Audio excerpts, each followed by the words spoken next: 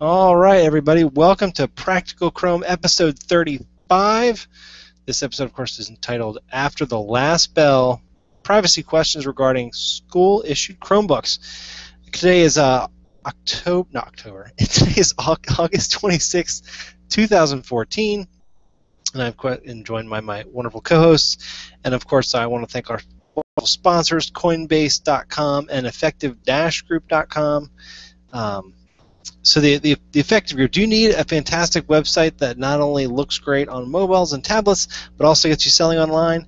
And the Effective Group is the company for you. To find out more about Effective Group, view their portfolio, and read about their successes, visit effective-group.com. And of course, also, like I said, Coinbase. Coinbase is an international digital wallet that allows you to securely buy, use, and accept Bitcoin currency. Coinbase is Bitcoin safe and easy. Visit them today through our referral link to help the show. Visit coinbase.practicalchrome.com. So, gentlemen, here we are on August 28th, 2014. And this episode is going to, like I said, if I can get this to work. Come here. This episode is about, come on, there we go. Okay. So, privacy concerns, right? Everybody's got them.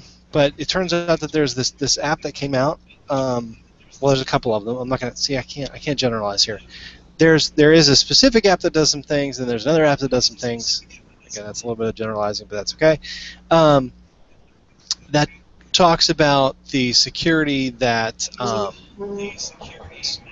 is on a Chromebook and what the schools can see when and if they need to see it, right? So basically, we're going to be jumping into that. We want to know where that line is between privacy and safety with the kids in the Chromebooks and the extensions.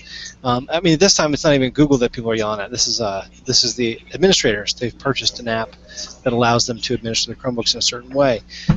So we're going to debate that. We're going to go see how that extensions are working and discuss some things. Basically, because Craig's the one that kind of beamed in on it, found out what was going on. So we're going to kind of dig in with Craig because he's the one that kind of released it to us, let us know what was happening. But before we start the show, Mr. Welbus, welcome back, sir. Hey, thanks. It's good to be back. We missed you.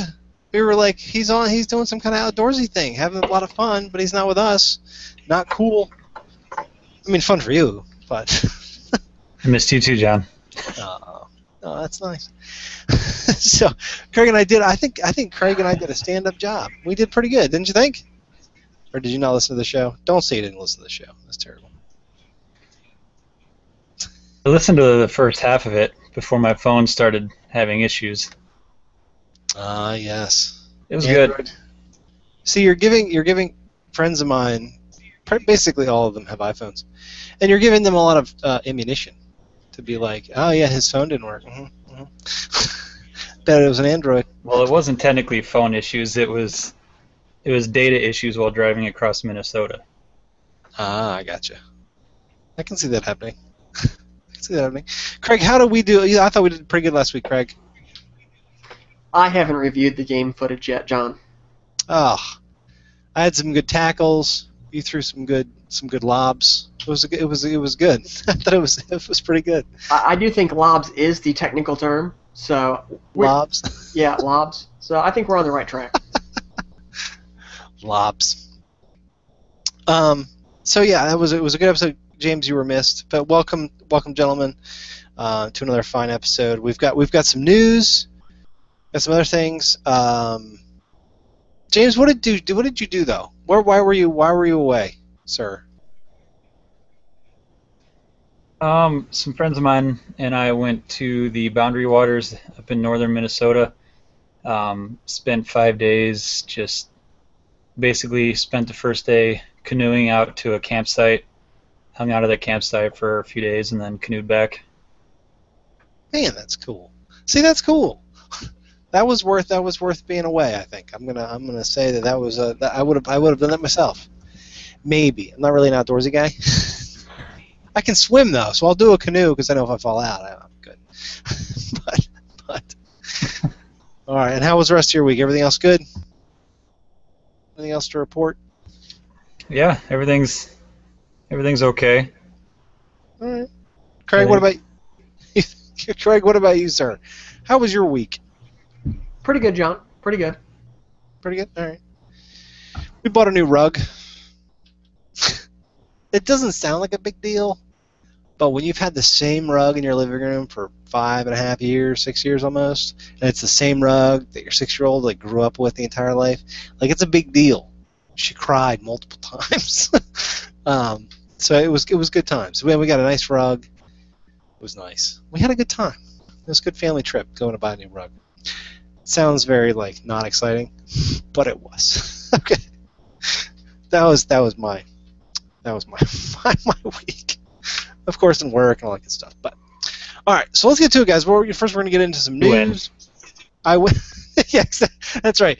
James was like, no, man. I went on a canoe. I went camping. I was in the outdoors. It was all like peaceful and like all with nature. And I'm like, yeah, we went to like a Big Lots and bought a carpet. Like, doesn't really work. But I try. All right, so we're going to get into some news. Of course, before we do get into the news, I do want to talk about Coinbase, right? One of our sponsors. And what is Coinbase, guys? What is Coinbase? Coinbase is your digital wallet, right? Did you know that more and more companies are accepting Bitcoin? Has someone offered you Bitcoin in exchange for goods or services? Then Coinbase is going to be the best option for you to get started, right? So when you head over to coinbase.practicalchrome.com, you're going to get our referral link, which is going to get you actually $5 worth of Bitcoin once you spend $100 worth of Bitcoin. That's awesome right there. So there's 5 free Bitcoin, or $5 in Bitcoin. Not 5 Bitcoin. Whoa. $5 worth of Bitcoin. But with the popularity of Bitcoin growing and growing and growing, having a well-known source to purchase, sell, and keep your Bitcoin. So you can exchange US dollars for Bitcoin, and you can exchange Bitcoin for US dollars, right? So if you were to receive the Bitcoin, boom, it's right there. So Coinbase is the company that allows you to do that. All you have to do is sign up. It's an email address, quick sign up. They give you a vault. They'll hold your Bitcoin for you. They'll process your transactions. And they have some of the strongest security, stronger than most banks. So when it comes to Bitcoin, Coinbase makes it incredibly easy. So first of all, we want to thank them for sponsoring the show, and definitely head over to their link, which is going to be bitcoin.practicalchrome.com or coinbase.practicalchrome.com. That's going to be the referral link that'll get you the extra $5, and you'll be able to be well on your way into the Bitcoin realm. So that'd be pretty cool. If you have any questions about Bitcoin, you can also hit us up, or also there's a community out there specific for Bitcoin on G+. That's really good. Check out the show notes to check out that link. All right. So in the news, before we get into the whole privacy piece regarding the kids and the Chromebooks right in schools, I wanted to get into some news. There's a few things, not a huge deal. I know that one. James, I know that you're chomping at the bit, sir, and that is the ADB Shell comes to Chrome OS. Have you read that yet, James? Have you seen that? I have seen many such headlines. I have yet to actually read an entire article about it. I thought you would be like super psyched. That's all right. I'm pretty psyched. I'm waiting for the headline that says, "I rooted my phone with my Chromebook." Then I'll be excited. I gotcha. Well, Craig, what about you, sir? Have you dove into it a little bit? Dove. Dovin's not a word. Have you dove into it all? Yeah, I've given it a look. I've read over the articles, not just the headlines, but some of the text as well.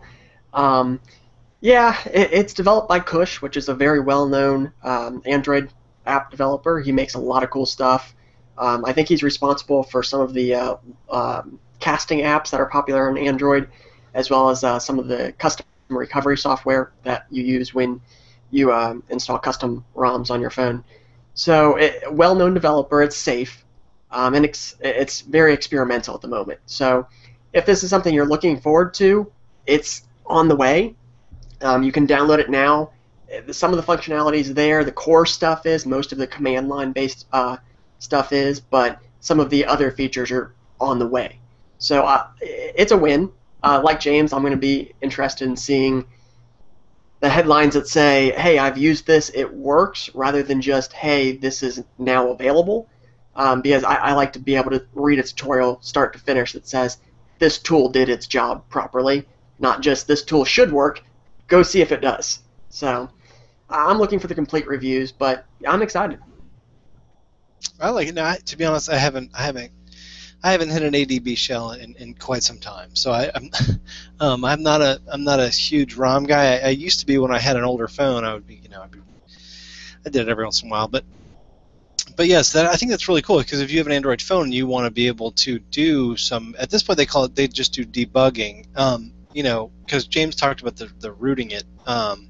This is more just the debugging shell, from what I understand. This is just the ADB connectivity in regard to that. So, but yeah, I think it's pretty cool. I like it. I like it a lot. So next up is that Acer announces their first Chromebox starting at $180, available in September. Nice. Now I don't own a Chromebox, right? But I want one. I want to get rid of our desktop, right? We need some things on there like that, because there's some applications that we definitely need, but I'd love to be able to get to just push it out the window and get a Chromebox. Craig, I know that you've got a Chromebox. What are your thoughts on the fact that your Acer's jumping in? The market is actually pretty rich with boxes. I mean, you've got the HP. I believe the Asus has one. So I mean, Acer jumping in, and then of course Samsung, the original. But are you in the market for a new Chromebox at this point? I'm not in the market for a new Chromebox for myself, but I do think that this specific Chromebox will probably make a home in my household.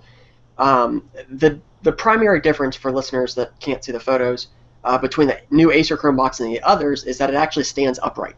So if you're the type of person with limited desk space, it's a very appealing form factor. It sits upright, takes up very little space, and of course there's very few cords that actually plug into it. My parents have been looking to replace their desktop. They're not quite there yet. They've got a few legacy apps, mostly invoicing and to update their GPS and some miscellaneous items. But I think the price is right. It's got solid hardware, and it's got a different form factor which will appeal to a different consumer base than the other Chromeboxes currently on the market. So I think this is a win for Acer. It's been rumored for almost 2 years now that they were going to come out with one. So I'm kind of happy that they waited, so that we have the streamlined hardware, we have the Haswell chip, the USB 3.0 ports. I'm happy they waited, and I'm also happy that we have kind of a diverse range of devices currently available. I'm with you. Now I am noticing, actually, this is unique to me.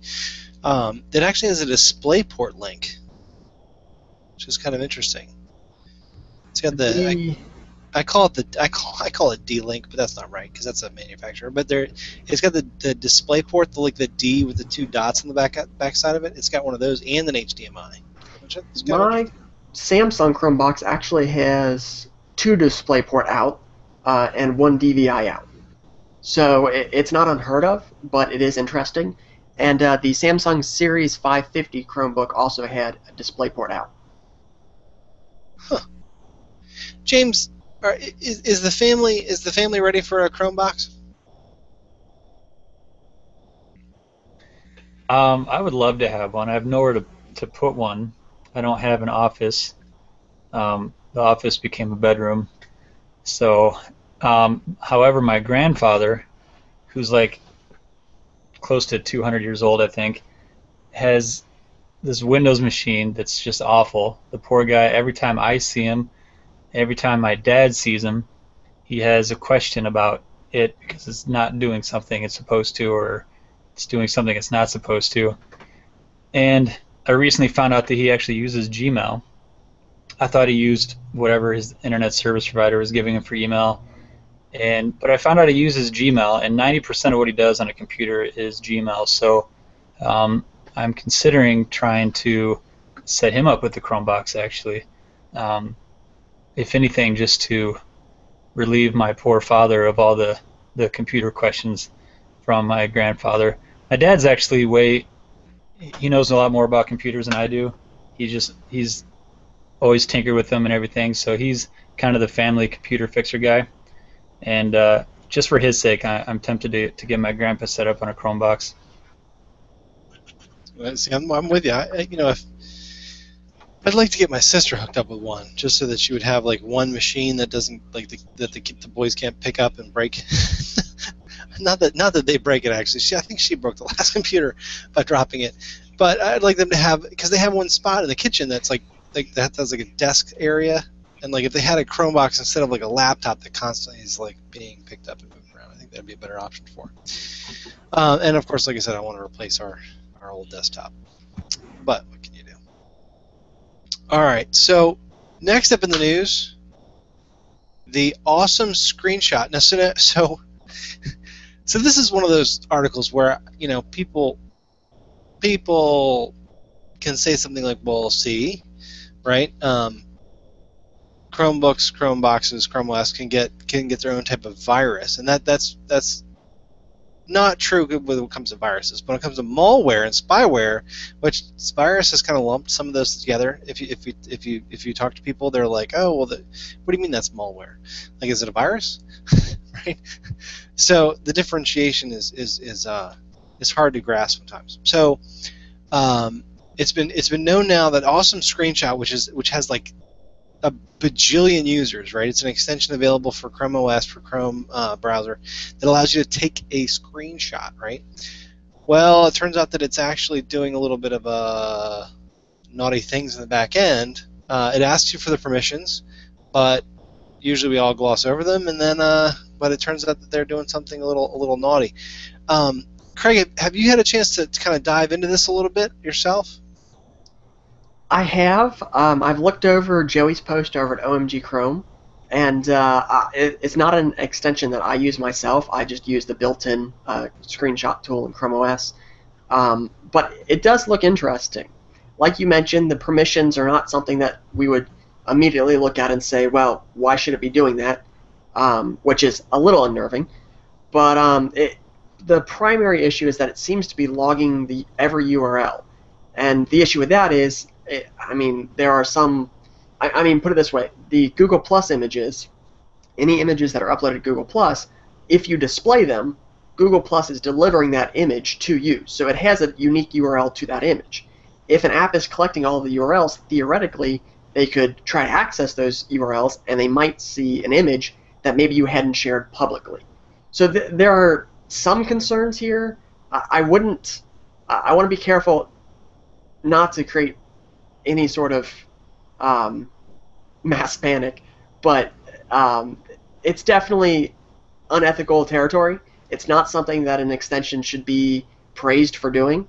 It's not an inherent security risk unless you're navigating to URLs that contain username and passwords inside the URL, which some sites still use. It's totally bad practice, but there are a few websites still around that use those methods of logging you in. But it's not a large-scale privacy concern, but it's definitely something that you shouldn't do as an app developer. So users have every right to be upset here, and frankly, I'm glad that the original researcher and now, of course, all the Chrome blogs are drawing some attention to the matter, because, even if it's a little bit of bad press, you can't let something like this go unnoticed. See, I totally agree. James, have you had a chance? Do you use the Awesome Screenshot tool? No, I just use the whatever they call it, webcam toy or whatever that comes with Chrome OS. And by that I mean I don't think I've ever taken a screenshot of myself from my Chromebook. But if I were going to do that, I would just use whatever app comes on the Chromebook itself. I'm with you. I actually use Snagit for my screen capturing, and it's worked out pretty well. So But yeah, like Craig said, I mean, basically they allowed some third-party code, so that way they could pay their advertisers, or their advertisers pay them for collecting data. It's one of the ways that these apps make money. It's the way that other companies make money. We've discussed this before on the show months ago, but Facebook, Yahoo.com, Google, they all kind of collect some of this data for marketing purposes. So that's basically what they're doing. So, yeah, that's what can you do? Now, a lot of people are saying warning, delete the app, things like that. Not necessarily what you need to do, but just understand what's going on there. So, all right. So last up in the news, because like I said, it's been like kind of a brief news period, but this one was really cool. This was actually Dinsan over at ChromeStory.com has this really great post about the fact that he was able to install the new Google Stars extension, and basically it's bookmarks, but all up in the Google Docs look of it all, and all up in the material design of it all, which is hot. It's hot. It's really cool. What Dinsan said is that so it's called, again, Google Stars, and this is basically bookmarks all like organized in like a Google Docs type fashion. James, have you had a chance to see this? It's really cool. No, I haven't, but I don't like the way that the current bookmarks are organized, and so I'm pretty excited to give this a try and see if I like it better. I know I could put a little effort into organizing my own bookmarks a little more, but I'm just going to blame the user interface and get really excited about Google Stars. Agreed. To be honest, the bookmarks right now, it's totally clunky. I mean, it's clunky the way the bookmarks work now. Craig, bookmarks now are clunky. Seriously, I think Google Stars is a good step in the right direction, like James and I are saying. So you can't really disagree with that, honestly. No, I can't. I'm really waiting for this. One of the early reported features was the ability to share bookmarks with other people, and to me that would just be amazing. There are a lot of groups I'm a member of that it would be handy if the people part of the group had the same access to the list of resources, and every member could add more resources to that list, and it would just update for everybody and stay in sync. That would be amazing. So I'm looking forward to this. Really, I've been looking forward to it for months. Every time there's a new leak, I'm like, so close. This really, I can't wait to get this in my hands. I've seen the interface. It's gorgeous looking, and I just really want to use it. Well, there you go, Google. Get it out there. Craig wants it. I think what James and I were saying about the fact that it's a better version of bookmarks. I think that's what I've been looking for a while, because I think the bookmarks, and I just think that was this kind of a toss away almost. I mean, they designed something and it works, but I don't know. I think this thing's going to be definitely a step in the right direction. All right, so now that's going to be the end of the news. We are a podcast, darn it, and I've got these sounds, right, so I could be like, and that's the news. That doesn't work, right? I only have a few sounds, like, that's the news. I don't, it's terrible. I wish we had more sounds. With that, we do have a Bitcoin kind of like donate button, so if you want to get the Bitcoin rolling there and get us the ability, so I can get more sounds, man. Nothing. Okay. All right. So let's get on to the main. And before we get on to the main, we do want to thank our second sponsor, actually really kind of our first sponsor, and that's going to be the Effective Group, right? The Effective Group has been a sponsor of this show now, going on like 3 months now. I think it's almost like 3 full months that the Effective Group, and this is this great company based out of the UK. They've been around for about 15 years actually plus, and they are getting people online. Now what you might think is, what do you mean by getting people online? I mean, like, if you have a business that you want to get online, I want to tell you about the Effective Group, because they're a sponsor of the show. They've been great with us, and I want to let you know what they do. They take a company, a business, a persona, they put it online for you. They make you a web page. They get your search engine optimization going, whether that be local, global, whatever it is. They get your social media, right? They get your Twitter. They get your Facebook. They get your G+, whatever you want. They're going to be able to make sure that the marketing across the board, from the website all the way through to how it's searched, how it comes up in a search, from the way that it looks on social media, and then also work with you on the aspects of getting the social media out there and getting your social media aspect actually found in searches. Again, they're called the Effective Group. The website is www.effective-group.com. And what they're going to provide you with is a one-to-one relationship with somebody that's not going to give you a bunch of jargon. It's not somebody that you're talking to that's going to, they're just sitting there with a headset on and in a large room, and they're like, oh yeah, sure, we can get you this site and just drop you into a maker, right? Like some sites that just go, oh yeah, just go over here, pick a template, and throw it up on the wall. They're not going to work like that with you. You're going to have a one-to-one contact that you're going to work with without any weird jargon or anything like that. They'll work with you the step-by-step process. That's what Effective Group does. Again, I want you to visit them at effective-group.com, check out their portfolio, read their success stories, and I would definitely choose them to be your online source to get you online, to get you out there. So definitely check them out. Again, that's www.effective-group.com, and we want to thank them again for sponsoring the show. All right. The Effective Group. Time for the main, guys. This is a strangely broad and weird subject, because it crosses a lot of different boundaries, right? Or not a lot of different boundaries. It touches you in certain places. It makes you feel like when Craig first brought it up. I'm just going to say this, and then I'm going to have Craig dive in a little bit. When Craig first brought it up, I thought about what it was like to be 14 years old, right, and having a computer at the time. And I remember at some point I was living with my dad, and there was a computer there, and my dad and his wife didn't really know how the computer really worked. I'm not trying to be funny. And later on, as I got older, and then the internet started to get popular, AOL hit, the big stuff came, and then by that time I was probably 17 or so, but I was still, I was able to go on the web and to say to somebody that, someone was going to be tracking you and possibly seeing every single URL you're going to, whether or not that was, whether or not that's a good thing or a bad thing, if it's like your parents or if it's your school, I think that makes a big difference. So anyway, let me throw it to Craig. I kind of loaded that up a little bit, Craig.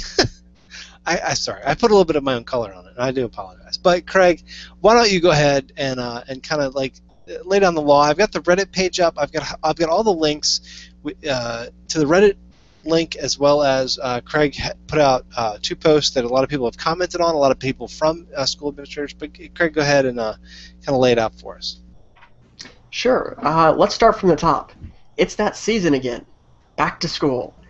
And this fall, many students are coming back to school and being handed a Chromebook. And generally, here on Practical Chrome, that's something that we tend to applaud. But in this specific case, sometimes some of these school districts are attaching some unnerving strings to these devices. Now, the post on Reddit, which was by a student, kind of brought to attention the fact that there are a couple different tools floating around out there that enhance the capabilities of the standard Google-provided moderation tools that schools can use. Now, there are 2 of these tools in particular that are causing a little bit of a privacy kerfuffle.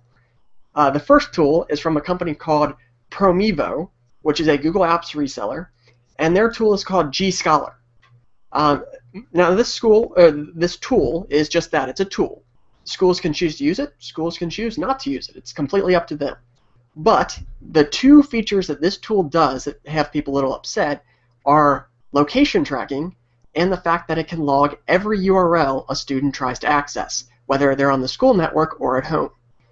Now, in fairness to Promevo, I should add that the location tracking is not GPS-based, but rather IP-based.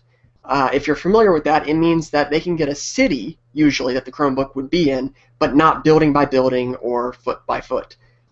So it's a more of a general tracking, but it's worth considering what happens when Google starts to put GPS trackers into the devices themselves. That's not something we've seen hardware partners do yet, but anything's on the table. Now, the other company is actually called GoGuardian, and their tool features one particular feature that has a lot of people questioning whether or not these tools are appropriate. The feature in question allows the school to remotely access the webcam of a Chromebook. Now, GoGuardian advertises this as an anti-theft feature, and I have no doubt that probably is the intended use. But there are still privacy concerns there. So, the gist of this, John, the gist of this discussion seems to be about the balance and where to draw the lines between the school's need to protect their investment in hardware and software and a student's need to privacy on those devices and while away from school in general. So that seems to be the conversation, John, and when I saw the students' posts on Reddit, I immediately wanted to know more. That's just how I'm wired. And then I took to Google Plus to open up a dialogue. And as you mentioned, the links are in the show notes. Check these links out. We had a couple different school IT people comment. Someone that works for the Department of Defense chimed in. Someone who works for Promevo actually chimed in to offer the standard, these are tools, and we prefer that schools use them appropriate response. And I appreciate that because you can tell that the company doesn't mean anything bad by design. And so the opinions wild greatly. A few parents commented with their concerns. I really enjoyed the conversation. I really did. So I'm looking forward to having it again tonight.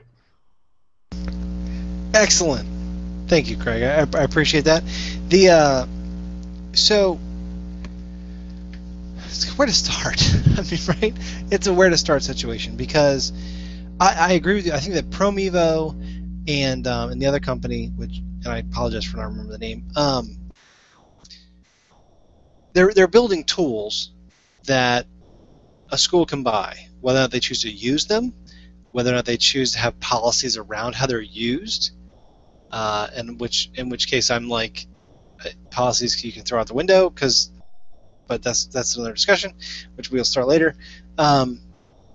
So I think that it's a really good debate to start off with because when you're dealing with children, 6th grade up through 12, right, which is most of the time that's where the one-to-ones end up happening. You're not going to give a 5th grader necessarily a one-to-one, right? Or at least that's not what I've really heard mostly. Mostly it's going to be the teenagers, the preteens, things like that. In that area, that's where you're going to get into this, where you're going to give them a one-to-one computer. You're going to deliver them this one-to-one machine, which means that they take ownership of the device, right? They take the responsibility, and they have it, right? And their parents there's usually a fee involved. Now, do they pay for the entire device? Not necessarily. It depends on the school district, but most of the time it's a small insurance fee to make sure that it's going to be, if it is lost or damaged or stolen, then the school can recover, things like that. So it gets to the point where you're like, who owns the device and then who owns the data? That's kind of where I stand, and then with the policy thing, I want to bring that up in a minute. But James, I know that we've had a few discussions about this, and I've seen that we both posted on the link out there. I kind of wanted to get your take on the fact that, so let's say you have a 12-year-old, 13-year-old, 14-year-old, right, that has a one-to-one laptop. What do you think about the fact, and let's say laptop at this point, because whether it's a Chromebook or a Windows machine, because my company can track all that as well. They can track everything on my laptop, whether I have it at home or not. They can track everything. But I am working for this company, and they've delivered me I think this is like a $1,400 unit, and they want me to do my work on it, right? So they're tracking all that stuff. I know that there's warnings all over it when I log in. When I connect my phone, to their Exchange server. It gives a big warning because the Exchange can wipe my device at any time. Pictures, everything can be wiped. Because in case my phone gets stolen, or in case I get terminated with, an aggressive termination, they want to be able to wipe it. So like I know these things with my company. What are your thoughts though about, like I said, a 12 to 16, whatever, getting a laptop from school and then being able to track all of that information? I would say if the school wasn't doing it, I would. There's no way that I would allow my child to, unless they bought it themselves. If they bought it themselves, I almost would say do whatever you want with it. Although I would still, as a parent, have some things that I would want to restrict. But particularly when you're talking about me buying them a computer or the school buying them a computer, there's a bit of responsibility that comes with that. There's an intended use for the device that comes with that, and I would want to make sure that it's being used for the intended use. I could see the school's concern. I can see a lot of concerns a school might have. When kids do things, they tend to do it in groups. One kid starts smoking weed, pretty soon all the kids are smoking weed, right? So if some kid finds a malicious extension that's doing weird things like we just talked about earlier, and this is a problem, and it's a popular extension, they tell their friends, next thing you know, everyone's downloading it. The school is going to want to know, where did they find this? Where did it come from? How can we prevent more kids from downloading this malicious thing? There's other things they'd want to know, like, hey, we just spent $250+ per device for hundreds of kids. Was it worth it? What are they doing on it? Oh, according to this, 90% of the stuff these kids are doing on it has nothing to do with schoolwork. Why did we just spend thousands of dollars on this one-to-one program? They can be using their own devices to do these things. They don't need to use our device to do these completely non-school related things. So I can see a lot of reasons for wanting to track, particularly the use of the Chromebook. Location tracking, obviously it's their device. If it gets lost, they want to be able to find it. The biggest thing I would be concerned with, and I don't know because I haven't read a lot of the comments on these threads, so I'm not sure what's actually happening out there in the field, but I would like to think that parents have to sign some kind of agreement. The school has to tell the parents, hey, we can track this device where it's at, we can track what's being done on it, and in the case of one extension, we can turn your webcam on. And if you don't like it, then you can't have this Chromebook. I would like to think that's happening in all these cases. I doubt that it's happening in all the cases. My guess is that there are probably schools who are sending these out to kids and doing these things, and the parents have no idea that the school could literally be watching their kid at any moment. Some creepy administrative IT guy working late could be spying on kids. It happens, and so that's definitely a concern.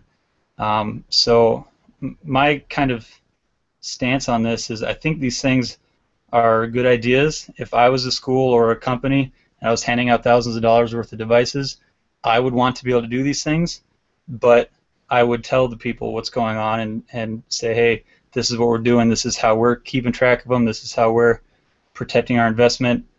If you're not okay with it, we have a computer lab. Your kids can use a computer lab or your own devices if need be. I'm totally with you. I'm totally with you on that point. And that, so a couple things scream in my head when you were talking. One was that I remember that one of the school administrators, and Craig, I'm going to send this back to you in a second, but one of the school administrators, I can't remember if he was an IT guy or a principal or something, but he mentioned the fact that he was like, we've got to protect the kids, right? I cannot tell you how much that angers me, right? I cannot tell you how much, and maybe, and you could break it down by, like, so you have like the webcam thing, which hell hath no digital fury like a neckbeard that's been scorned, right? So you've got some, if they're using like a couple of like 17, 18-year-olds that have they're using some students to help with the administration, and then you've got this app that allows the webcam to come on. That makes me like, and I can't believe that the software is built that it doesn't have the option to set a security policy that you have to have, 2 people log in to validate that you're going to turn on the webcam. Because the whole stealing thing, I talked about with my wife, the whole stealing thing, and being like, oh, well, we can just turn on the cam and see who it is. Are you kidding me right now? Like, are you really going to be able to tell who it is if it's someone that's not from the school or anybody else? Or are you going to release their picture to, the media, and then they're going to find this Chromebook that's $250?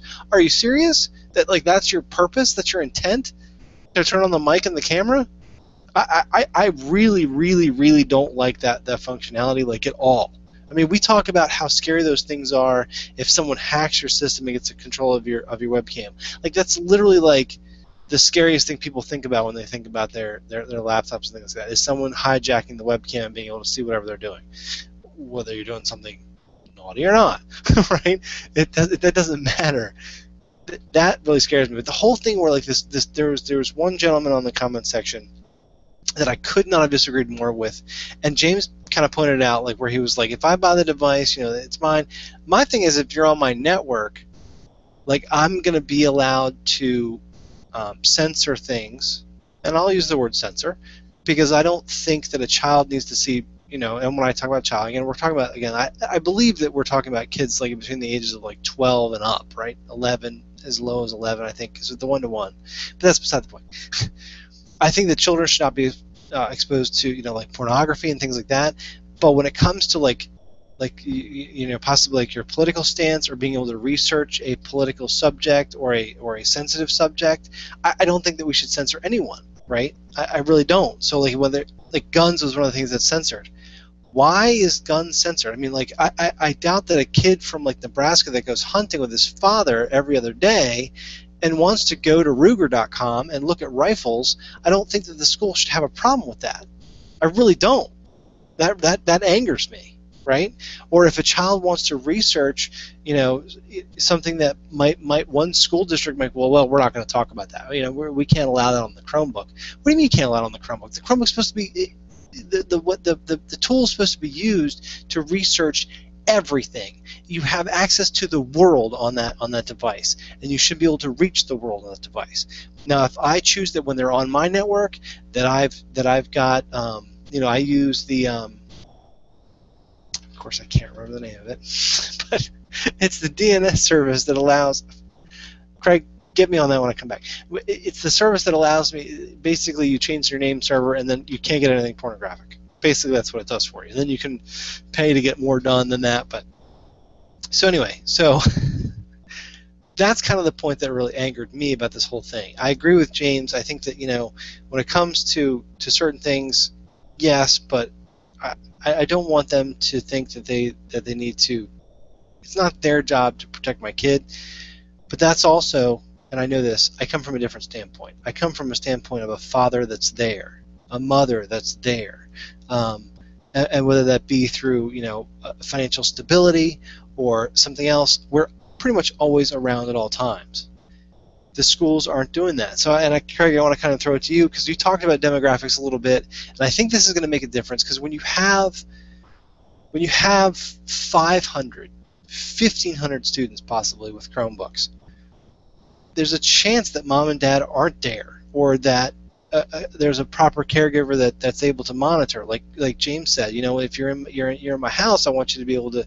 I'm going to be able to monitor what you're doing. Right? Not because I'm the dad, I'm the parent. That's what I do for my kids because I love them and I don't want them to be steered the wrong way because one person says something or get this extension or whatever. I'm gonna heavily monitor what they do. So, but there are people that don't have that at all. So, Craig, I'm gonna kind of throw it to you. I realize that was a lot there, but I get worked up. Craig, what are your thoughts on the? I kind of want to talk about the demographic thing because I think that was brought up, and I think that's actually a very, very, very, very valid point. I'm going to talk about demographics last.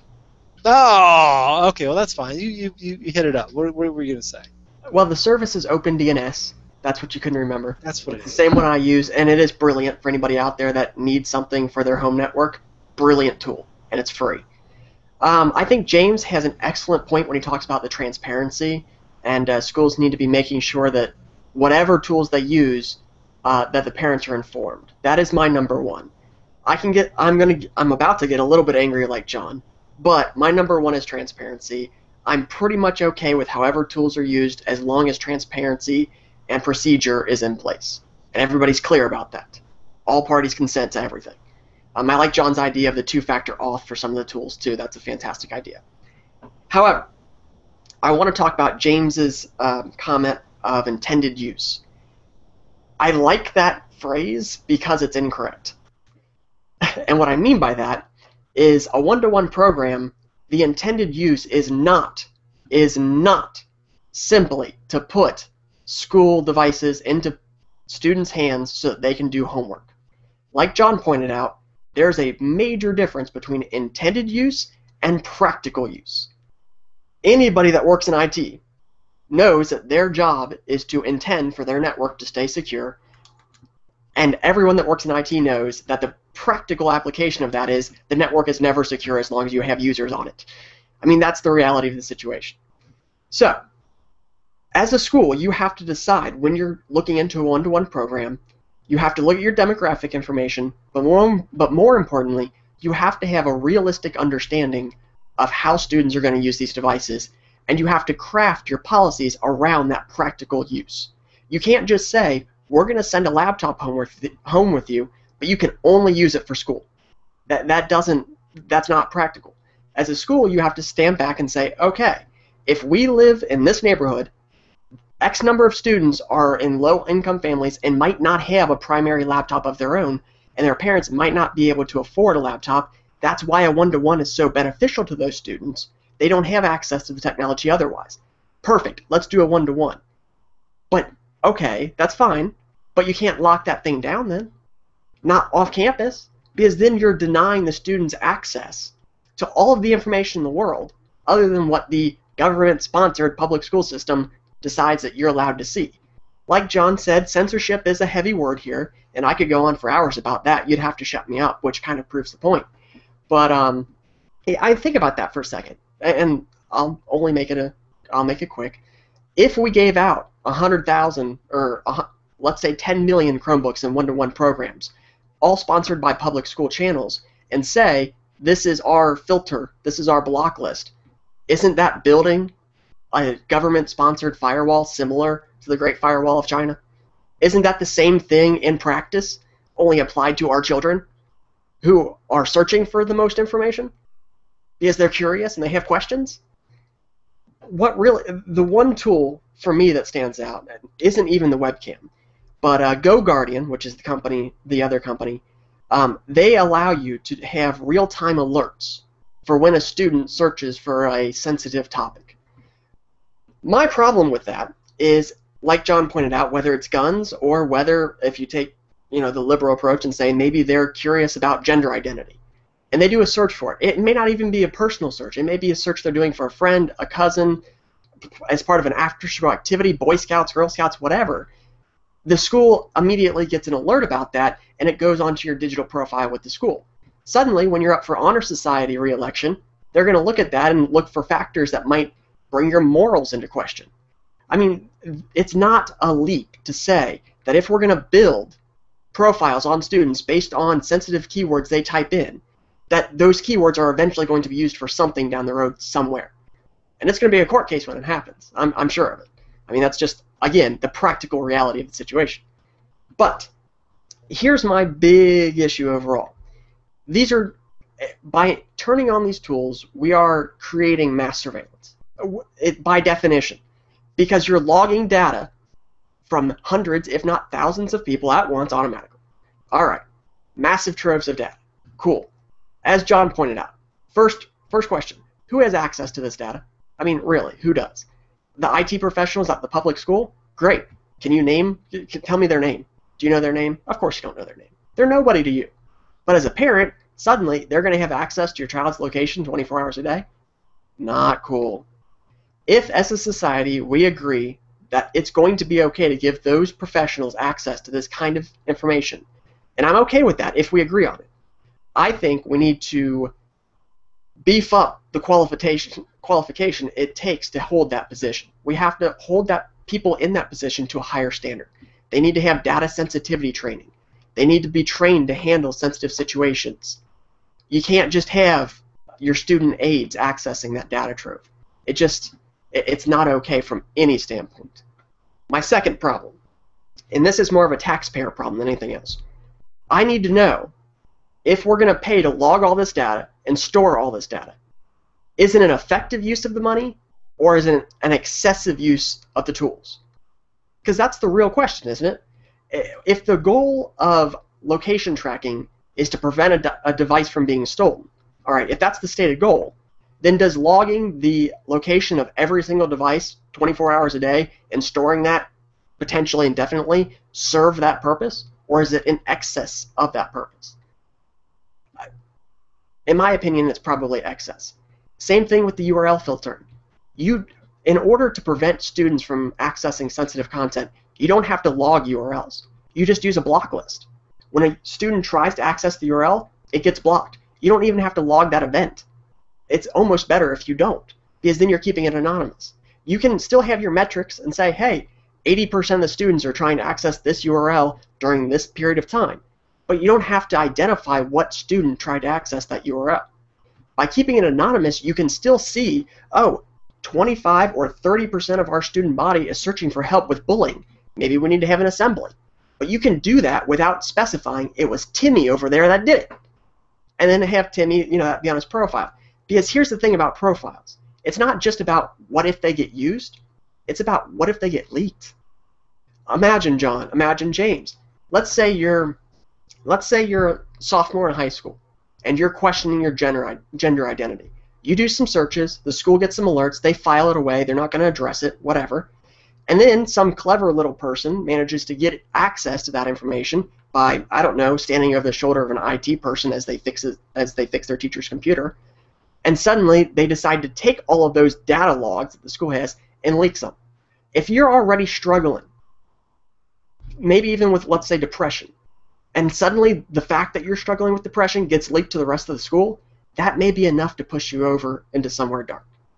So the idea of these logs are to protect our children is just absurd to me, because unless you're really going to lock down access and guarantee that data, that sensitive data, that metadata is protected, which you can't do, I don't find it worthwhile to even attempt, because it's not going to be effective in any capacity.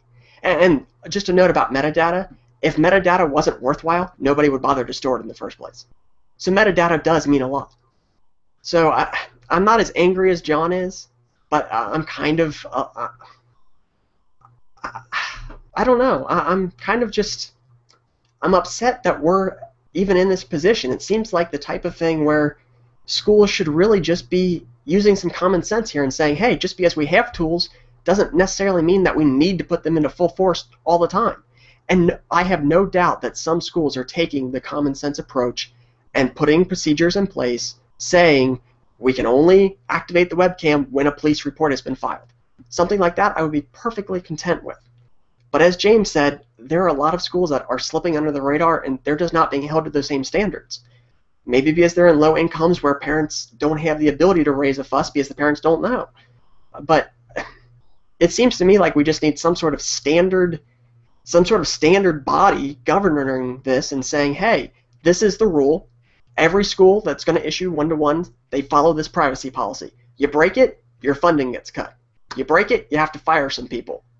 And if we can't establish that on the government end, then surely we can come together and create a nonprofit to regulate that.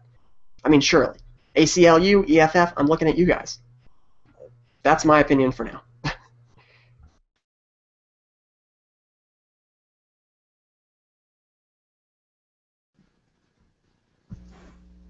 John, are you muted?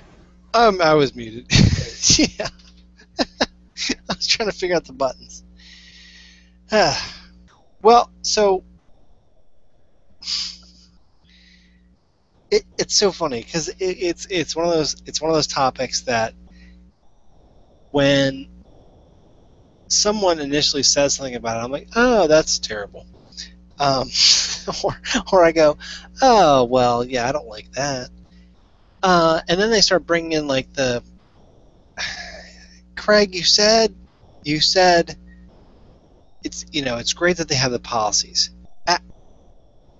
As a developer, I'm gonna have to go against GoGuardian. Is it GoGuardian? Is it GoGuardian? GoGuardian. Okay, he's nodding. Okay, so GoGuardian. So again, probably a company with like a lot. I'm gonna get comfortable here. I'm twisting. I'm gonna cross my legs. So GoGuardian is probably full of a lot of great developers that are doing their best every day. They work for a living, and they're just trying to do what the requirements are for the app that they need to build. If you don't put dual authentication on that app, I don't want it anywhere near me. You write something down as a policy, and then you have people around. Craig, you mentioned, well, what if some smart kid comes up behind one of the IT guys and figures everything out? He ain't gonna follow no policy. Are you kidding me? Like that argument for that piece, and I know that the webcam piece is I'm pushing it too far, but it goes along with everything else, right? And then part of that is going to be the fact that one of the comments that they made was, oh well, the government requires through one of their programs that you do block certain sites, and here they talked about a list, and one of the ones was guns. And I was like, well, okay. And then I read the website, and it's like, well, if you use this government-regulated rebate program and get your internet for much cheaper, then you have to follow these guidelines. And I was like, well, who's following that? And the one guy responded was, I don't know any school district that doesn't use that rebated program because it's a rebated program and it's cheap. So that means that everybody's got to, it's very frustrating because I'm like, so the federal government is giving away cheap internet or rebate, helping them, they're subsidizing the internet but at the cost of some censorship for schools where kids are 18 years old and adults, and they should be able to see whatever they want to see. Again, not.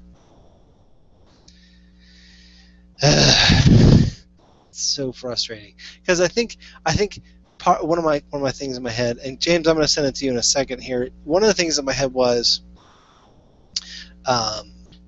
that Craig said about the censorship piece, or about the fact that what if they have questions? And part of it in my head, I was like, well, then I want them to come to me about this type of questions, right? I'm their parent. My wife's their parent. If they have a question, right, about, and I'm going to say this in a way that, like, this is America, and you're free to live as you want to live. If my kids wanted to come to me and ask me a question about guns, suicide, gender orientation, it's my job as a parent, right, to be able to provide that, and maybe in a sense it's I'm going to tell them what I think, and maybe whether or not we like it or not, it's a parent's job to do that sort of. What did we do before the internet, right? So, but the internet is going to be available, right? So I think even though I want to say, oh well, I'd like them to come to me.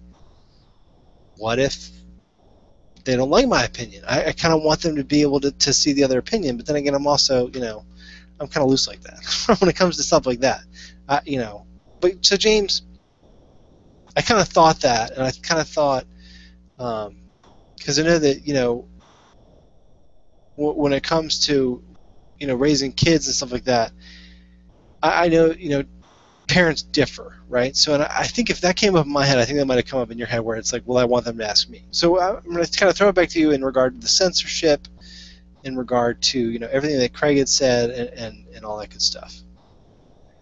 Well, as much as I would like for my kids to come to me with those questions, they're not gonna, I mean, maybe about guns, they might come ask me about guns, but if a kid is struggling with intimate, weird, awkward, anything that's uncomfortable, the last person they're going to talk to is their parents, because talking to your parents about anything is awkward. talk to your parents about ice cream. That's awkward. Like, these sensitive issues, even more so. So I would like them to come talk to me. I know they're probably not going to come talk to me about a lot of things. They're going to seek things on their own. Parents have to be proactive sometimes and kind of bring up some of these things and try to open that bridge of communication. But kids are going to search for their own answers. I don't think it's a school's responsibility to provide them a means to do that. It may not be the school's responsibility to protect the children, which I kind of disagree with, because I'm giving the school my kids for like 8 hours a day. I would like for them to protect them while they have them, you know, security and whatnot, especially with all the crazy shootings and things like that. So if I want them to protect my kid physically, what's the difference of protecting them digitally as well?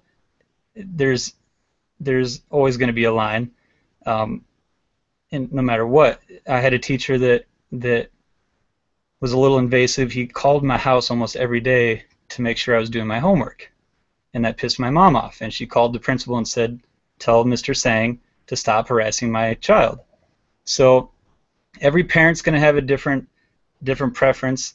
Some parents probably love the fact that he called their house every day, making sure their kid is doing their homework.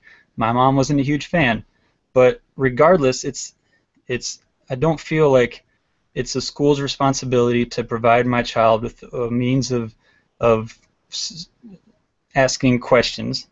And to go back to the intended use idea, I mean, obviously every school has an intended use. They're buying these Chromebooks for some reason, and every school's reasons are probably a little different.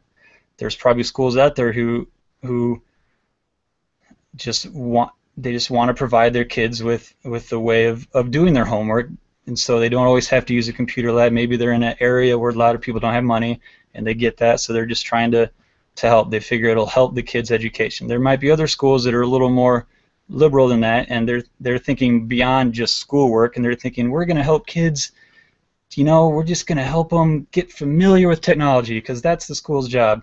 Like, so there's a lot of different reasons why schools would be giving these Chromebooks to students, and so that's what I meant when I said that the school has an intended use, and they have it makes sense for them to protect that intended use. Whatever they want kids to do with their Chromebooks, they're paying for them. They have a right to make sure the kids are doing what that is. The parents also have a right to know exactly how the school is going about protecting the investment, because we're talking about a device that the school paid for. It's their device, but we're also talking about my kid. And so there needs to be a lot of transparency. The school needs to know what the parents are thinking. The parents need to know what the school's doing. And at the end of the day, if you as a parent don't like what the school's doing with the device, you have the right to decline the device. And that kid is not going to be stupid because they didn't get a Chromebook in 3rd grade. You know, I didn't have a Chromebook when I was in 3rd grade. We had a Macintosh that did Oregon Trail, and I'm fine. Like, you know, the kids don't need Chromebooks. There are classes in school that teach you how to use computers in a computer lab. They can learn the basic computer skills that they need. There is not a burning need for a child to have a Chromebook. If there is, my kids are going to be stupid because none of my schools around here are giving kids Chromebooks. So the parent has the right to say, I don't like these weird invasive things that you're doing. I'd rather you not give my kid a Chromebook. And that kid can use their own computer, their parents' computer, the computer lab at school, whatever they need to do, they'll still be able to get their computer work done. So that's what I meant when I brought up the intended use. Like, I think the school has the right to protect their interests and the money that they spent. I do agree with Craig that a lot of what they're doing is excessive. I mean, with keeping it, I can kind of see the reasoning for maybe wanting to know specifically who's doing what, because if a child, like you, John, you have your work computer. If you did something horribly wrong with your computer, that hurt the company. It doesn't do the company much good to know that somebody who has a work laptop, could be hundreds of people, did something wrong. They need to know that John Oliphant was selling company secrets to whoever, or whatever you did that you weren't supposed to do with the company device.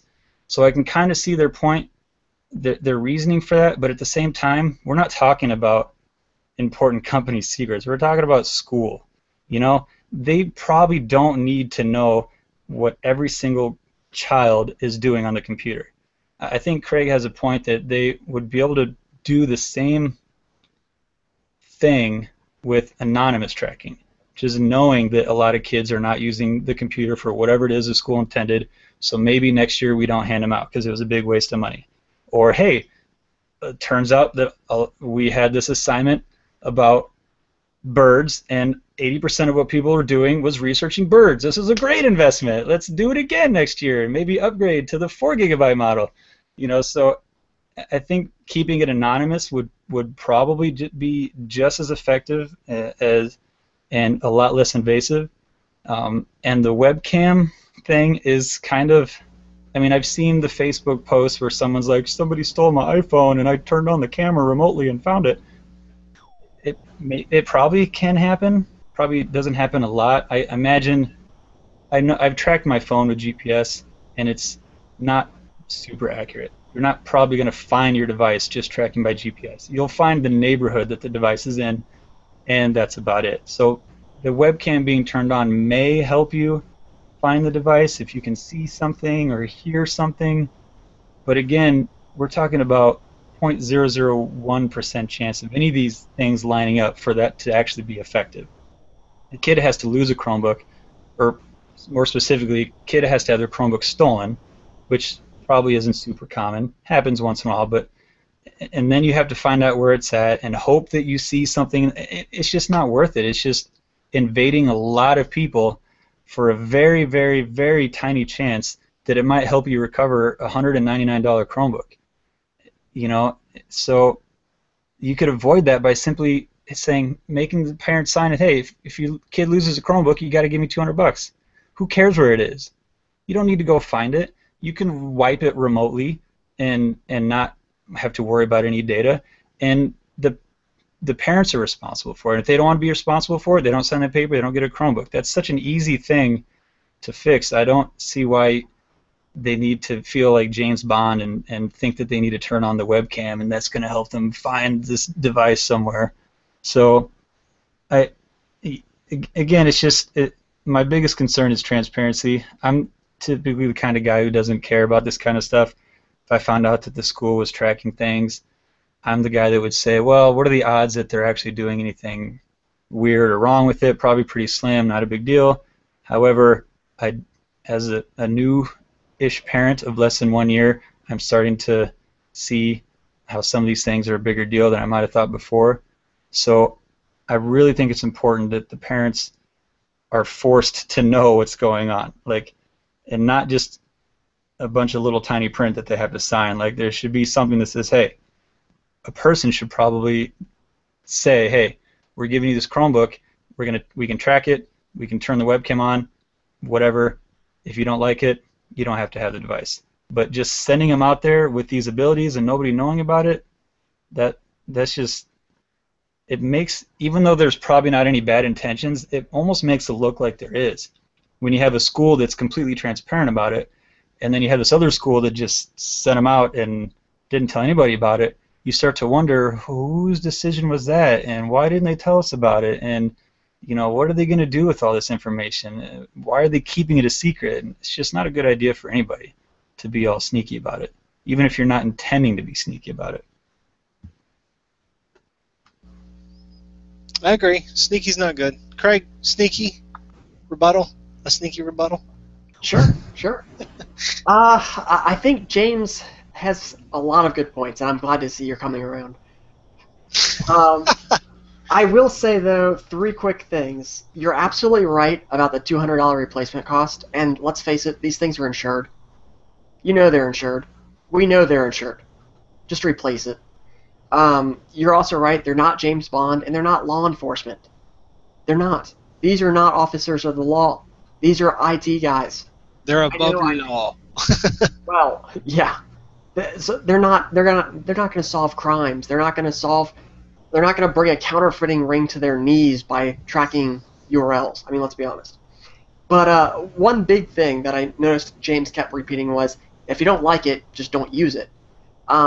There is a problem with that. There's a practical problem with that, which is you create opt-out outcasts. I mean, if the idea is to put one device in every student's hand, for every student that doesn't have it in their hands, you've got a person falling behind. When you have classes that teach computer skills disappearing because computer skills are being taught through all of the classes, just by typing and getting familiar with the device as you use it, you lose those skills. And frankly, there's going to be a stigma associated with that. Well, your parents don't let you have the free device. What's wrong with you? I mean, you know how kids are. They bully over stupid stuff, and that would be just stupid enough to bully somebody over. Oh, your parents want privacy? What are they, gangsters? Mobsters? What are we dealing with here, Joey? I mean, let's be honest. Kids are mean. So I kind of don't like the idea of opt-out outcasts. I kind of feel that we should be targeting the lowest common denominator there. We should be aiming to make everybody happy to use the devices. Alienate as few people as possible, especially because, as you mentioned, James, the school bought these, but it's a public school. It's taxpayer funded. The school serves the community. It's not a matter of the school did a fundraiser by selling something and now they're going to buy these devices for their students as gifts. That's not how this works. This is parents get the people on the school board that are willing to implement the one-to-one programs to put the devices in the hands of the kids in the community for the concept that the kids will grow up with technology, become normal adults, and be able to use the technology skills they learn in school to excel in their further careers. I mean, that's the idea of a one-to-one as far as I understand. But you are right, James. One-to-ones do differ with their intentions from region to region, and a lot of that does come down to the local community differences. Some communities, you're right, they may focus on these devices are so that everybody's on the same Google app system and that's it. Other communities may say, no, please take the device home with you. We're going to turn off all of our monitoring once you leave the building. Like there was one commenter on the Google Plus threads that said their school decided to do that. They just turn off all monitoring once the students leave the building at the end of the day. And they say that they want no part in what the students do after the end of the last bell, hence the episode title. And I envy that. I really think that that's a very good idea because that's where I draw the line. Like John, I'm a network guy. Log all you want when it's your network, but as soon as you're off network, the logging has to stop for me. But I think this is a conversation worthy to have, and I'm really looking forward to what John's holding back. I'm not holding back anything. I just. You know what? I've turned into like, the old guy that's like, get off my lawn, right? I don't want. Look, I pay my taxes happily. My brother-in-law's a police officer, right? Like, I know a couple teachers, like. I see the need for like the government to be paying for things. I see the need to be taxed. I don't see the need for a school, again, like what you said, Craig, is that it's tax funded. I think that when it comes to it's tough because we can't monitor everything that the school does when it comes to administering these devices. So we don't know which extension they're going to use. Like, I would literally have to dig in, and because I'm, I host a show with you guys, and I'm into Chrome OS. We know about this. We know the deep details. Well, sort of. Craig does, and so we're able to say, oh, my school district got Chromebooks. Let me find out what extensions they're going to use and what they're going to turn on. Let me read that privacy policy. Let me read that documentation. Let me make sure that things are the way that these people say they're going to be. Right? Okay. I can figure that out. I can figure that out. James can figure that out. Craig can figure that out. But if the transparency's not there, which we know that that's not necessarily, and Craig, you're talking about like getting like some type of body involved, whether they be a non-profit or whatever. Man, I don't know. Maybe the one-to-one is just like, you know what, just give the kids $360, and it's a BYOD, and you just come to school and you just work off that, and like you have like just a G Plus account. Right, you have a G Plus account. You have the domain Google Apps account, and you just work like James said. Allow the kid to buy their own device. I mean, either that should be an option, or these extensions should go away. Plain and simple, because you've got the security risk, whether or not it's minimal or not. You've got the metadata being saved. You got that webcam thing that makes you want to kill somebody. You've just got. And the whole intended use, oh, well, I wanted you to do this. And some of the comments on the G Plus post was like, one guy was like, well, it's our device. Careful, John. I know. It's like, well, it's our device. And you have they have like this. I know IT administrators that are very, they take ownership of the device, okay? And every once in a while they'll be like, well, that's ours. So like you don't get to do that. You know what? Okay, I work for a private company. If that IT administrator wants to say that, that's cool. But when you get a person that works for a school district and they're like, they get all like, well, it's our device and we're gonna do whatever we want. That's fine with a chair in the building. That's fine with but now we're talking about something that's reaching out to the internet, which is 100% free in this country, and it should be, and hopefully it always will be. And then you're not free. Well, $6 a month for it. Okay, you know what I mean. So the fact that some of these things come up and you say things like taxpayer money, and I start to get all like fiery, and I start to get all like not in my backyard and not in my and not that like they're like James made a point about the whole like the kids not wanting to come to me. My mother was never like that. My mother was like no hold barred. Like if you want to talk about something, like she'd be the first one to come out of her mouth and be like, that's a serious subject, let's talk about it, right? You know what I mean? Like, I know that kids don't want to talk to their parents, and I know that they're not going to talk to me. I realize that. I'm not trying to say that like I have like some kind of super parental power, right? Like I'm some kind of superhero, and I'm like I have the ability to make kids talk to me.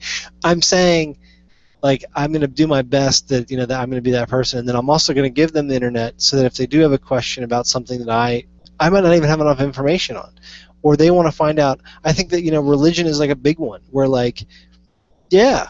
We're one thing, but there are thousands out there, and if you want to look them up, you want to figure them all out. Like the other day, I found out about Stoic philosophy. Fascinating. I think it's awesome, right? So like, there are things out there that I want them to know, and like just the fact that someone might be monitoring you, the metadata thing, you got the admin guy. Give him a computer, John. Pissed off, guys. I'm pissed off. So, thanks, Craig. So awesome subject for the week. No, I'm just kidding. I think it was a healthy debate. I'm going to throw it back, James. I think you were next up. Let's just have one last quick roundup, and then we'll get into some logins. It's a little bit more lighter, a little lighter. Although one of them is going to be Wikipedia, which you know. So anyway, I'm sorry, James. Go ahead. What's your what's your Jerry Springer final thoughts? I have no Jerry Springer final thoughts. I do have other final thoughts. Jerry Springer is one of the things that should definitely be blocked on the Chromebooks that my kids are using. Yes. I forgot what I wanted to rebut. There was something. It was totally going to get rebutted by this guy. Oh, yeah, I think talking about the Chromebooks being paid for by tax dollars, that's kind of a good point, because like anything, when the government spends our tax dollars on something, we We have a right to know what they're spending it on, and if they don't spend it on what we want, we complain about it. Which, in theory, shouldn't work that way because we voted those people in. So you would think they would do what we want with the money, but it never turns out that way. However, I think we kind of have to treat that money as the school's money. They could have spent that on something else. Just because the schools are funded by government money doesn't mean that I can just walk into the school, grab a computer, and walk out with this. Say, hey, I paid for this. Grab a couple soccer balls on the way out and some football equipment. Like, this is mine. Tax dollars. Like, the school has to be prudent with the money, and they could have done something else with the Chromebook money. And so, but they're not. They chose to take that money and spend it on the Chromebooks. So they need to be prudent with it, and they need to be responsible with that. So it's not, we can't just be like, you have to do exactly what we want because tax dollars. The school does have a lot of responsibility that we're entrusting them with, and saying, you have knowledge that I don't, you have particular skills that I don't. That's not to say that we shouldn't know what they're doing, but it doesn't give us a free pass to think that they just have to bend to our will all the time just because it's our tax dollars. But that's not really, it's not really a rebuttal so much as just a comment that I wanted to make. I think in the end we're all in agreement that transparency is the most important thing. I think we're all at a slightly different place on the scale as far as what should the schools be allowed to do and what they shouldn't, but I think we're probably a little closer than we thought before the show, mostly because I didn't read the Reddit post until you were going on about the effective group. So I actually figured out what was actually going on about 40 minutes ago. That's what happens when you read more than the headlines. You actually learn stuff.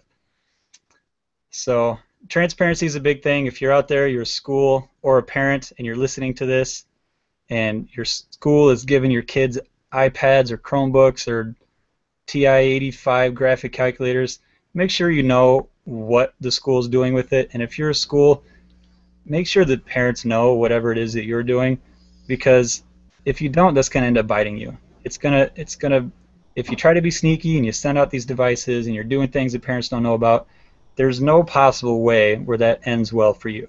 There's no scenario where that's a good thing for anybody. So just, if you want to be super invasive, fine, just tell the parents about it. And when none of them like it, you'll probably rethink your policies. So just be transparent. That's all I hope if anyone's listening to this takes from this conversation, is be transparent and know what the school is doing with the devices that your kids are taking everywhere. I like that. I'm with you. I'm with you. I'm still lingering in mine. Craig, what's your final thought? What's your Jerry Springer final thought? Well, I think I'm about to blow a story out of the water here, John, because James has a great point. That TI-48 calculator, look at the size of it compared to the average smartphone. I guarantee that it just has a smartphone in it and probably a tape recorder. That's all it is, and that's why it's so expensive, too. Probably weighs more than your phone, too. Oh, it does. It does, without a doubt. It weighs more than my Chromebook, probably. Likely, yeah. The HP 11 for sure. I think James's point about the taxpayer dollars is completely accurate. It's one where the argument I made was a little widespread, but I think that the parents of kids attending the school definitely have a little bit more weight than just the average taxpayer does.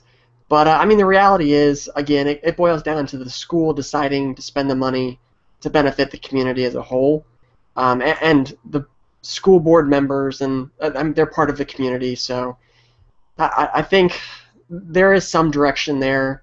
I mean, if the school decided to take its money and build, I don't know, just a giant brick wall for no reason at all, there would probably be community outrage for that as a waste of money.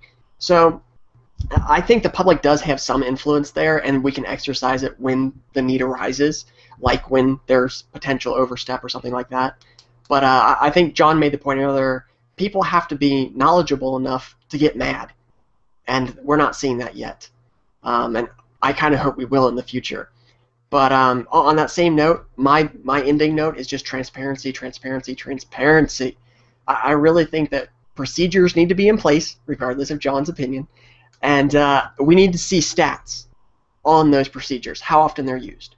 So, you know, with your school issuing annual reports, say we accessed this type of data 4 times.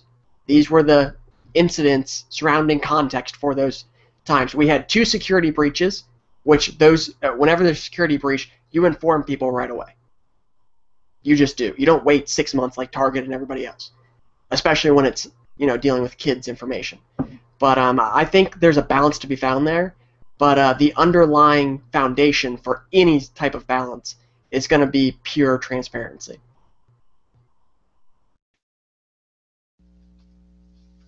Hey, I'm the grumpy old man. I am the grumpy old man because I'm like, you know, transparency is, it's like a buzzword. But I agree. I agree. I agree. God, I'm a grumpy old man. I'm such a grumpy old man. All right, cool. Know your role. That's what I am. I'm a grumpy old man. All right, guys. Let's get on to some lighter notes. You know, I think that, you know, I think we'll bring this debate up again. I don't know when. We're supposed to have BJ on the show again. I don't know if we'll bring it up then or not, because if he turns out he's turned him on, that'd be crazy. Oh, so it'd be kind of a lengthy, but we'd be good to him. We'd be all right. We wouldn't be. I would, you know, I'd hold it back. So the other thing on this show that we do is we do a login section. And we've been remiss with these a little bit of late. But I wanted to show people a couple of interesting apps. James and Craig, I don't know if you've had a chance to look at them. I'm just going to show them so you can kind of see what it looks like. And so, because I think they're really cool. One's called Read Mode.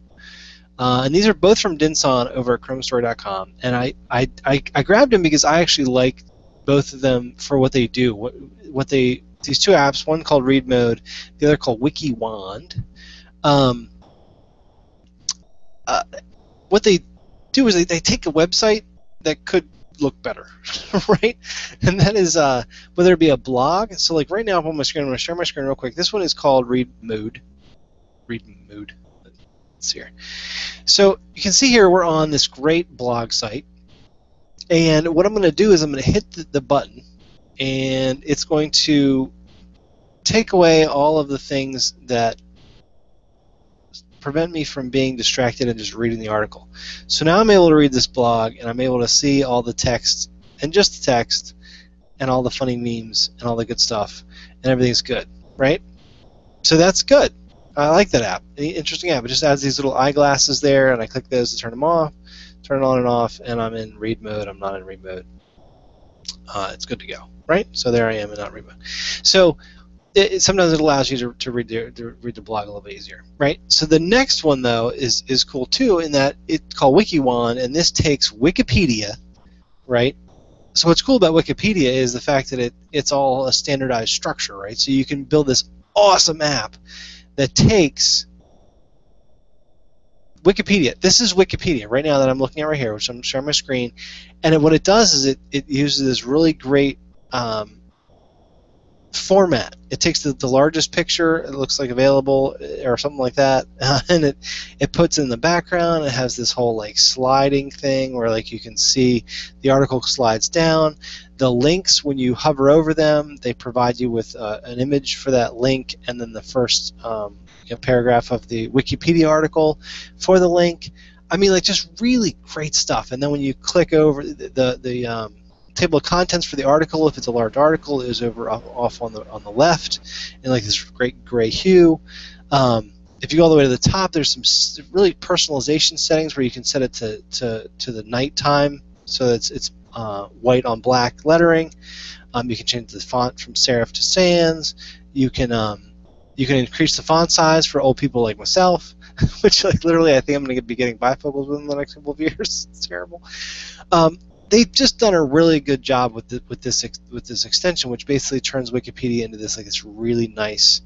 It turns Wikipedia almost into like an app. It's very neat, and it's responsive. So if I minimize, let's see if I can do this. If I minimize this, you can see on my screen, they've got a responsive design. So that here's the menu and the full table of contents. And I go back here and I have the full article. It's just I mean, they just did a really good job with this app. So, guys, I know that you haven't had a chance necessarily to test out these apps unless either one of you tested out these apps all the way.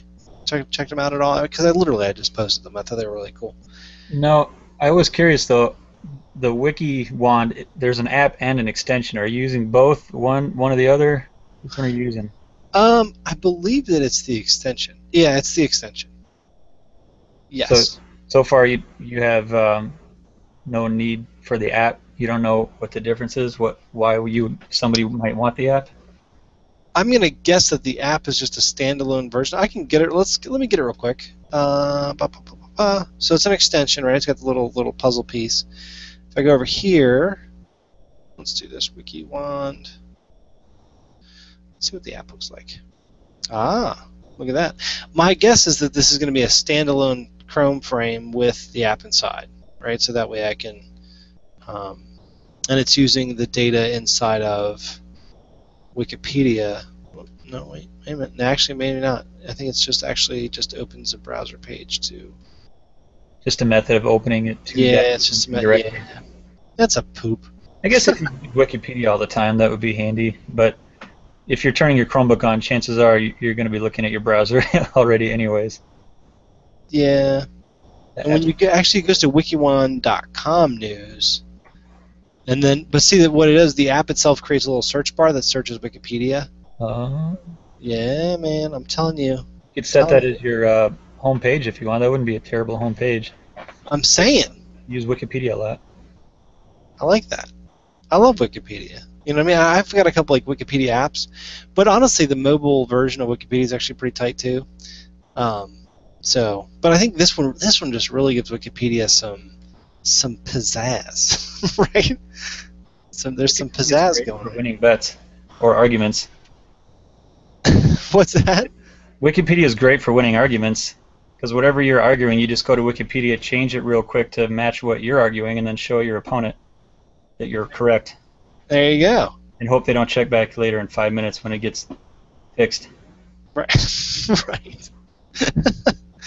So like here is is NASA, and again they've got this sliding. That's just really cool, man. It's really cool. I like that a lot.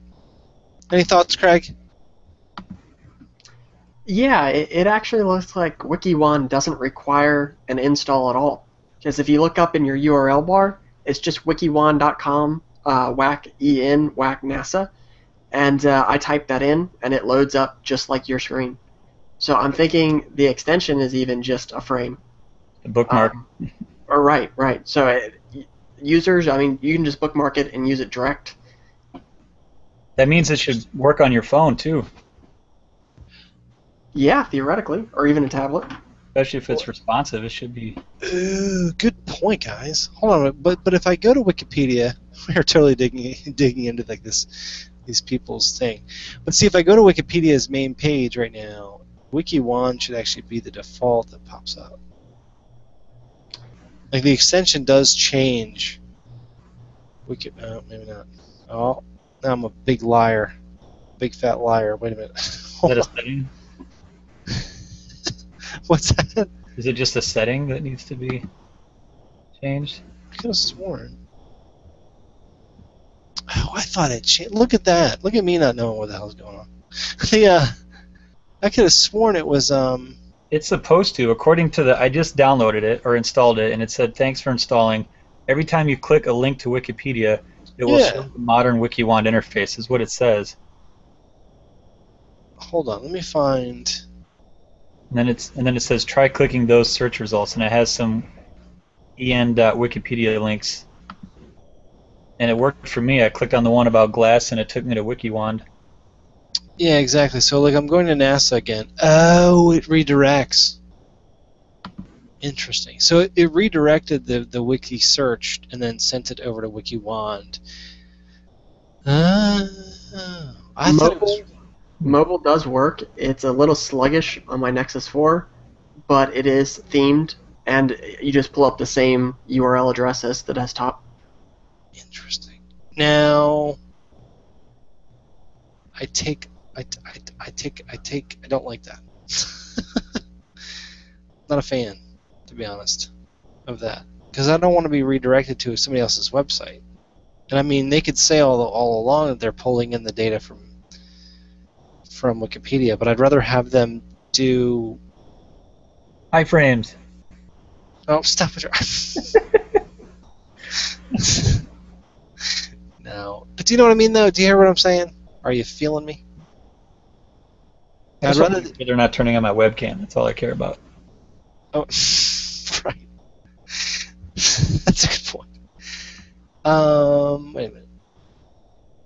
1 second. So my concern. Do you see my concern? Is that it's going to take us to. It's taking me to not. It's redirecting my website, and I don't necessarily like that, because because Wikipedia. My point is that Wikipedia is in this. It uses MediaWiki, which is just a wiki, right? There's a lot of different wikis out there. If you get into like the wiki thing, wikis are cool, man. My notepad I use at work is called WikiDpad, and it's this really cool typing in wiki syntax and being able to link things together, and it's really cool. Anyway, so MediaWiki is one of like these big open source software platforms to create a wiki with, and you can download it and install it on your web server, and you can basically have your own Wikipedia, but you just have to create all the content. So it's in like this standard format where everything's always where it's supposed to be, with all the flags and everything's all around the HTML. So I'd rather them use an extension that masks, that rips away, kind of like there's one for Reddit. It's called like Shiny Reddit. And it takes Reddit in it, and it massages it for what it shows you. So I don't know if I necessarily like that. I mean, it's really cool. WikiOne did a great job. Amazing. Really good. Like it a lot. But anyway. So there's that app. That seemed like that's like two bummers to me in a row. I mean, I like the Wiki. I mean, WikiOne is really cool, but it's also like I don't like that whole redirecting aspect. Where'd James go? I went on too long, didn't I? So James stepped out.